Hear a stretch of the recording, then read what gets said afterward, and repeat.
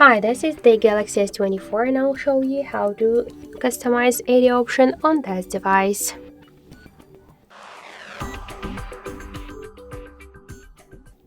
So let's first open the settings, and here you should find lock screen and always on display section. Here just tap to always on display and you could show lock screen wallpaper here. Also you could turn it off in always on display mode. Here we could also show music information. We could switch when to show AD option on our lock screen, like the auto always by tap to show, to set the schedule, the start, the end time, or only for new notifications. Let's go back, and here you could just see also the about always on display. You could read some and to contact. So that's it. Thank you for watching, and if you like this video, leave thumbs up and subscribe.